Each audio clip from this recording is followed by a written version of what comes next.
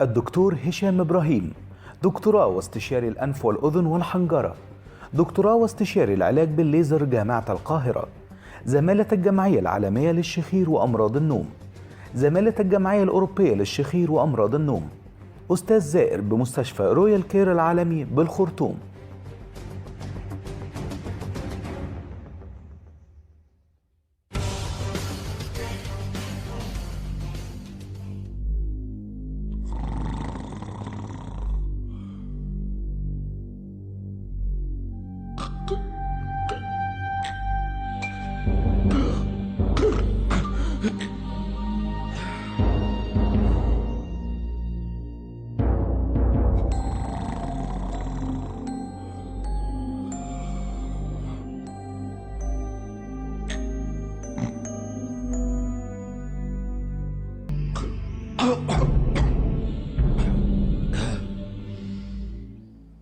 اهلا بكم. اللي احنا شفناه دلوقتي ده فيديو في منتهى الاهميه، ده اشهر فيديو لحد بيشخر على مستوى اليوتيوب، على مستوى السوشيال ميديا، مشهور قوي الفيديو ده، في منتهى الخطوره. ده اتسجل لانسان جوه الانتنسيف كير يونت، جوه العنايه المركزه.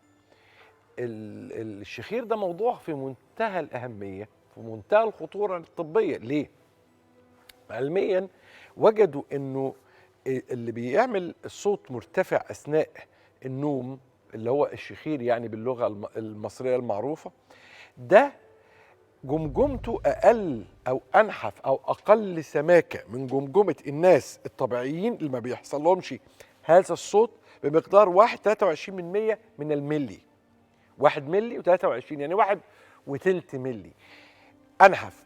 ده ممكن يؤدي الى تسرب النخاع الشوكي او السائل الدماغي الشوكي. ده ممكن يكون في منتهى الخطوره على مستوى الحياه. لكن الشخير ممكن زي ما انتم شفتوا في الفيديو ده يؤدي الى انه تنفس الانسان يتوقف، يقل.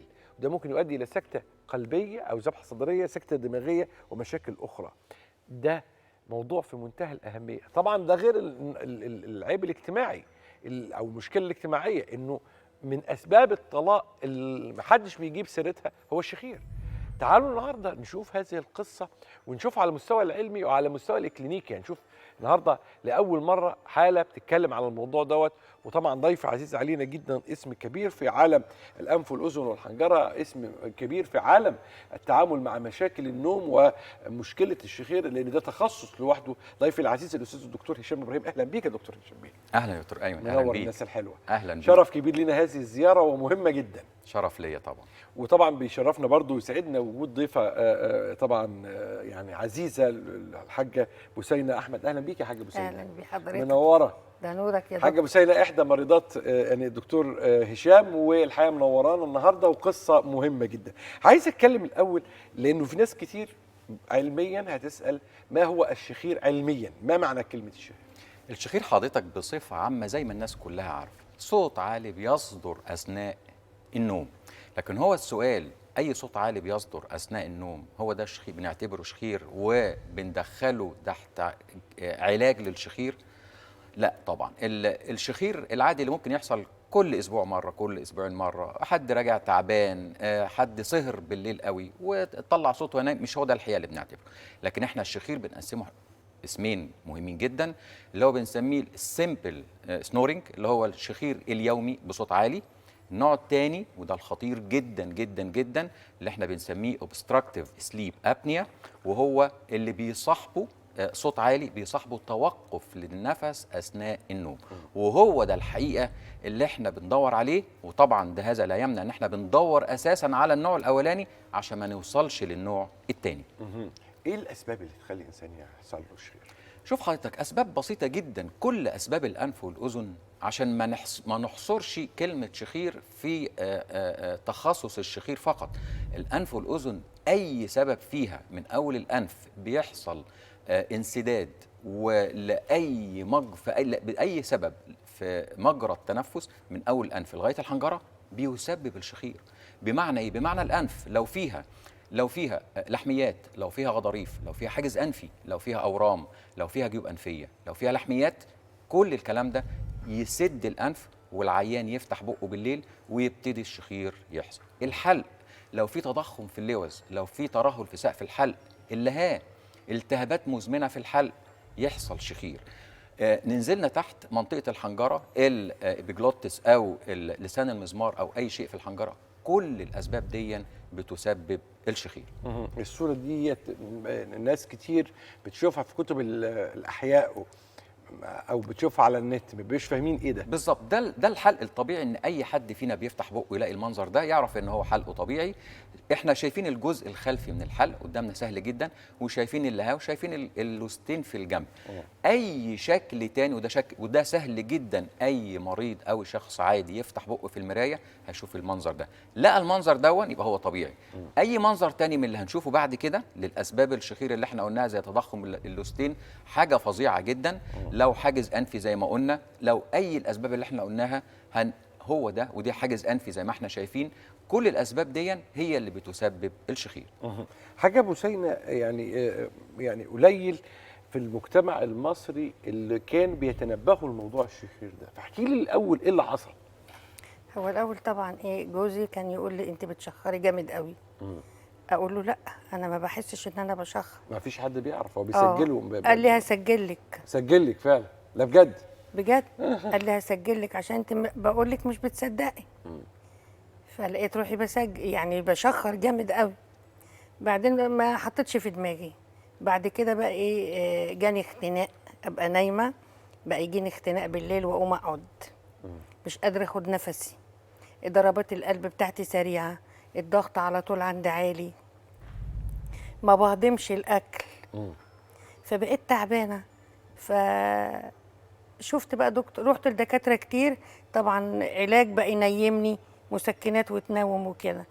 فشفت دكتور هشام، فرحت لحضرته، لقيته بيوصف الحاله بتاعتي كانه كان بيكشف عليا. فرحت له وقال لي ده انت عايزه عمليه فوريه. قلت له ماشي اوكي. عندك كام سنه؟ قلت له عندي 66 سنه. قال لي ما انتش خايفه؟ قلت له لا. يعني سن مش صغير. ربنا يديك الصحه. ربنا يبارك لك. فطبعا الجيران واولادي وقرايبي بقى يقولوا لي انت كبيره وغلط وانت تضمني نفسك. قلت لهم بص، الضامن بتاع ربنا، اما اعيش انا كويسه يومين ابرك ما اعيش ان انا تعبانه العمر كله. عملتي العمليه، بعد العمليه ايه اللي حصل بقى؟ الحمد لله. يعني ضربات القلب خلاص. كانت عضله القلب كل ما اروح لدكتور يقول لي عضله القلب بتاعتك متضخمه. دلوقتي الحمد لله.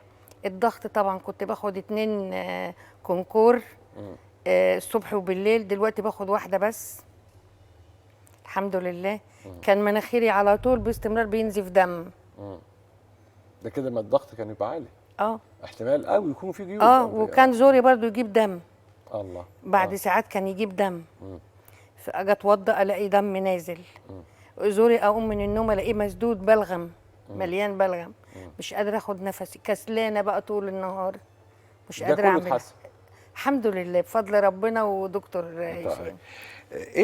ازاي شخصنا ان دي حاله فعلا حاله شخير حقيقيه؟ شوف حضرتك، الحمد لله احنا المركز عندنا متخصص لاستقبال الحالات من داخل وخارج مصر في اسرع وقت، بحيث العيان من وهو بره بيعمل كونتاكت معايا، لو في فحوصات بيعملها، لو بيبعت لي تصوير حلقه من هو هناك، وتقريبا بيتشخص مبدئيا، وبيجي يوم ما بيجي بيتعملوا العمليه في نفس اليوم، لان الحمد لله المركز عندنا مجهز بكل الفحوصات اللازمه زي ما حضراتكم شايفين. ده جهاز راديو فريكونسي، احدث جهاز راديو فريكونسي على دي حاجه. عندنا كل اجهزه الليزر موجوده، سواء كان الجهاز السوفت ليزر اللي احنا بنستخدمه اللي حضراتكم شايفينه ده، برضه بيستخدم في حالات الفيشيال او العصب السابع. طبعا بيتشخص بالمناظير، سواء كانت الريجيد والفليكسبل. طبعا هو قاعد بيطلع التقرير بالصوره وبالتقرير. دي حاله برضه كنا بنعملها، والحقيقه النهارده جبنا في المركز احدث جهاز لعلاج الشخير واستئصال اللوز بدون نزيف، بدون الم، وفي اسرع وقت. كوبليشن، اللي هو الجهاز البلازما كوبليشن. ده الحقيقه بيشتغل على الانرجي اللي هو قدام حضراتكم، ده بيشتغل بالانرجي، بيعمل بلازما فيلد.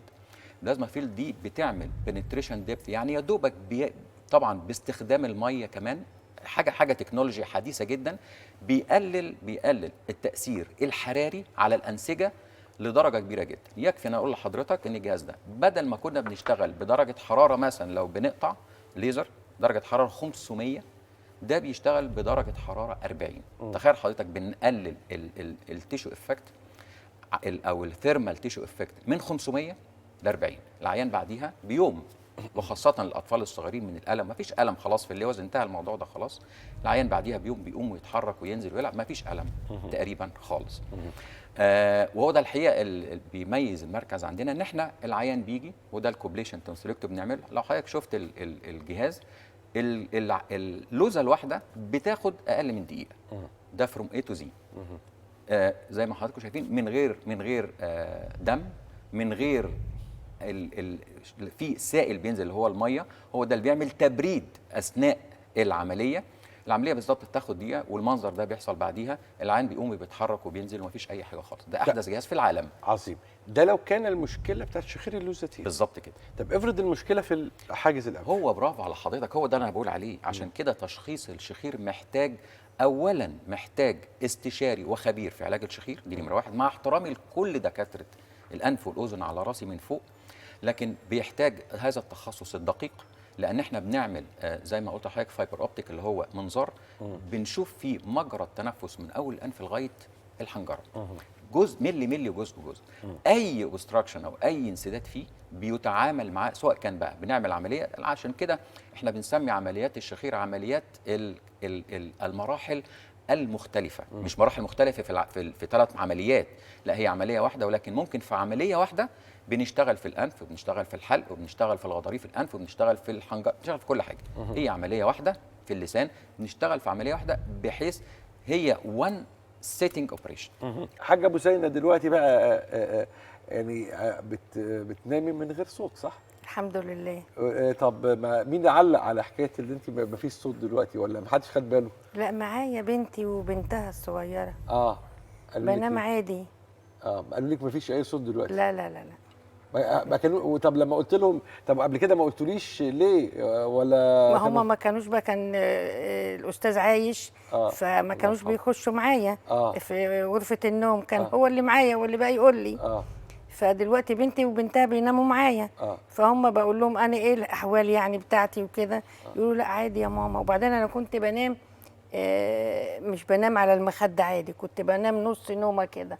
مش بقدر انام كلي على دماغي على المخده عشان اخاف من الاختناق.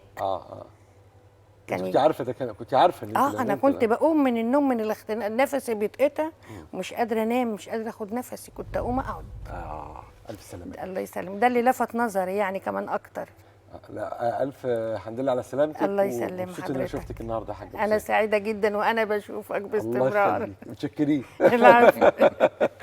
نورت يا دكتورنا. الحقيقه الدكتور هشام بيه، انت نورتنا النهارده واسعدتنا بحوار مثير ومهم للغايه عن موضوع غايب عن المجتمع المصري فهمه وعلى المجتمع العربي، واعتقد هتفرق قوي الحلقه دي مع ناس كتير قوي انهم بيفهموا يعني ايه شخير وخطورته. نورتنا يا فندم. اهلا بيك. شكرا. ضيفي العزيز الاستاذ الدكتور هشام ابراهيم، طبعا صاحب دكتوراه واستشاري الانف والاذن والحنجره واستشاري العلاج بالليزر من كليه الطب جامعه القاهره، وزماله الجمعيه العالميه للشخير وامراض النوم، وزماله الجمعيه الاوروبيه للشخير وامراض النوم، والاستاذ الزائر بمستشفى رويال كير العالمي بالخرطوم. الاسم الكبير في هذا المجال كان في واحده من اصعب واهم واخطر المواضيع الطبيه التي ربما لا يعلم عنها الكثير اي شيء. أنا في ناس النهارده وهي بتسمع الكلام ده هتقول أنا ما كنتش عارفة الكلام ده خالص، وفي ناس أساساً ما تعرفش إنها بتشخر. سهل إن هو يعرف، يسأل أي حد بينام قريب منه، ولو هو بينام لوحده هيحط جهاز كاسيت جنبه ويسجل ويصحى من النوم يسمع. اتعملت في فيلم قبل كده، الاستاذ هاني رمزي عملها في فيلم قبل كده، وكان كوميدي جدا في الرياكشن بتاعه لما اكتشف ان هو بيشخر، كان اسمه محامي خلع. طبعا كانت قضيه الطلاق من ضمن حيثياتها اللي هو كانت رافعه عليها ان تخيلوا بقى الشخير. ما انا عارف ان هي كانت حاجه ثانيه غير الشخير. الاولاد الشباب بيقول لي كانت حاجه ثانيه، ماشي يا عم، بس الشخير من الاسباب الخطيره جدا للطلاق. فخلي بالكم مهم قوي ان احنا نعرف العلاج، مهم ان احنا نعرف نشخص هذه الحاله مبكرا عشان ما يحصلناش لا قدر الله كارثه من كوارث هذا الشبح الخطير اللي اسمه الشخير. خليكم دايما مع الناس الحلوه. متى نعتبر ان هذا الشخص يعاني من ضعف جنسي؟ ده اول سؤال. والسؤال الثاني الضمني، اسباب الضعف الجنسي الاكثر شهره. احنا بنقول ان احنا الشخص ده غير قادر على بداية او استكمال العلاقة الجنسية بشكل مرضي ليه وللطرف الثاني او الزوجة في اكتر من 80% من مرات العلاقة الزوجية، مع بدايات يعني ادوات الفحص او الاشعاعات الجديدة او الحاجات الطبية الحديثة بدأنا نشخص الاسباب العضوية اللي ما كانتش باينة، فرفعت نسبة الاسباب العضوية الى 50%، و50% الاسباب النفسية. الضعف الجنسي يبقى مشكله كبيره جدا اذا لم تحل، ومشكله تنتهي وتختفي اذا ذهبنا للمتخصص واوجدنا الحل.